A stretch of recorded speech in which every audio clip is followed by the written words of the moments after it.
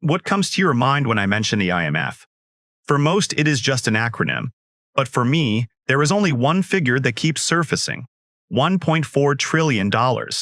That is the staggering amount of money developing nations spent on merely servicing their foreign debt in a single year.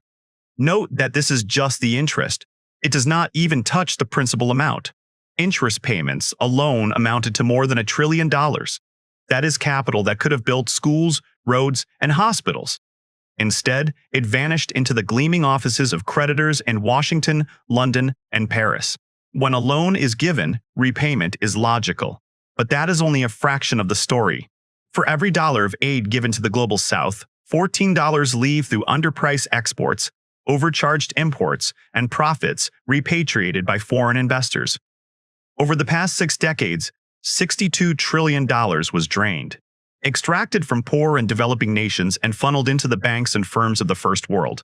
And at the center of this mechanism stands the International Monetary Fund, the global debt enforcer. We are told the IMF exists as a last resort to save nations from crisis. In reality, it chains them to austerity, forcing them to trade sovereignty for survival. According to the UN, the developing world is $31 trillion in debt. While the US debt is higher, the rules of the game are different. Developing countries never get a break. No matter how much aid they receive or how many reforms they follow, the debt becomes harder to manage, and life gets harder for ordinary people. Today, nearly 60% of low-income countries face debt distress. We have reached a point where governments spend more on interest payments than on their own development. The cycle repeats. A country runs out of cash. The IMF steps in, promises stability, and offers a loan. But every bailout comes with a manual on how to run the economy. When you look at the numbers, the narrative turns dark.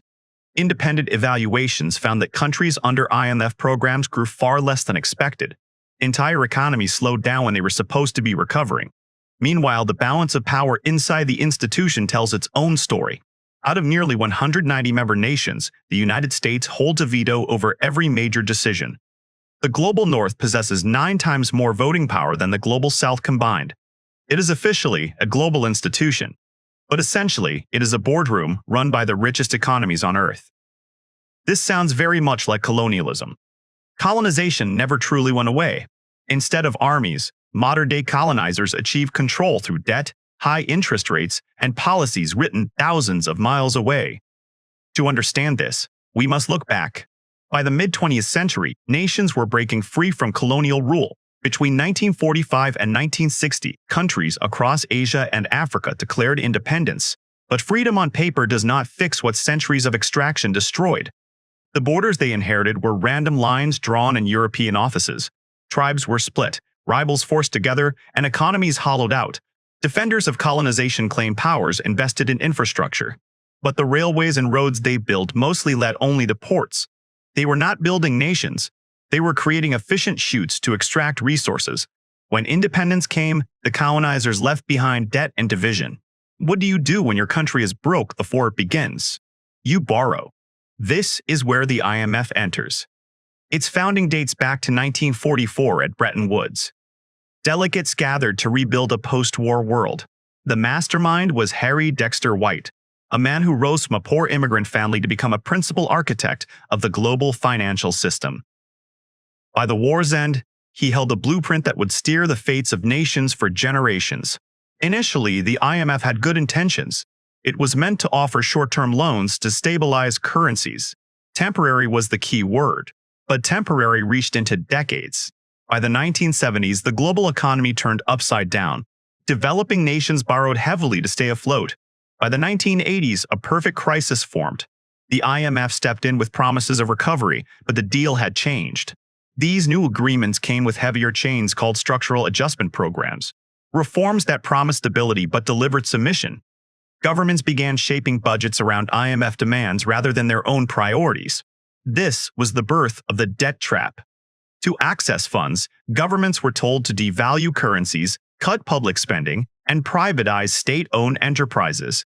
Regulations protecting local industries were relaxed. Even tax systems were redesigned to ensure lenders were paid first. Even when graphs showed growth, the results were hollow. Jobs disappeared. Local factories could not compete against a flood of imported products. Exports rose, but mainly in raw materials. The profits rarely stayed home. It was a strange kind of prosperity that existed only in numbers. The real winners were a tiny circle of business elites and transnational corporations. The IMF eventually rebranded these harsh measures as conditionality, a technical word for control. To acquire loans, nations had to cut subsidies and social programs.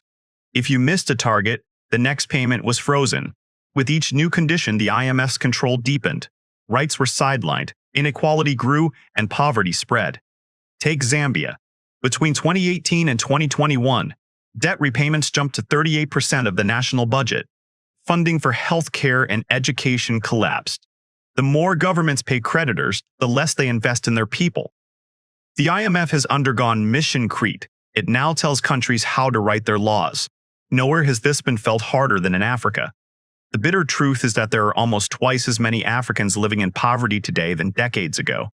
For 13 years of reforms, the continent's GDP grew by less than 1%. Investment collapsed. Factories shut down. When markets reopened, foreign giants walked in and bought up ports, utilities, and raw materials. Wealth flowed out. Nearly $90 billion leaves Africa every year as illicit capital flight. That is money gone before it can build anything. This system of inequality was not limited to the global south. When the Soviet Union fell, the IMF formula found a new testing ground: Russia. They called it shock therapy. In 1992, prices were freed, and industries sold off overnight. The goal was a free market. The result was a dire collapse. Russia went from superpower to survival mode.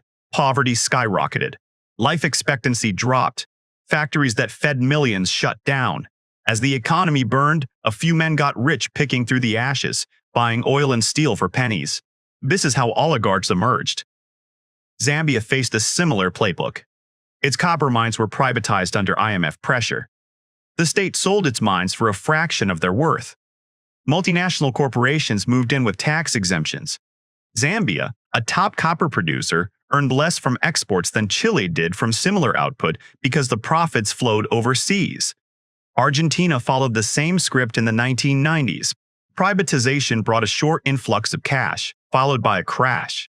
Banks frozen, currency collapsed, millions in poverty, all under an IMF-approved program. The story repeats. Different continents, same formula. We are told the IMF is a global safety net. But the facts do not back this up. The IMF has never been about fixing numbers. It is part of a system designed to protect the interests of the most powerful nations. When the IMF speaks of reform, is it saving economies or safeguarding those who already rule them?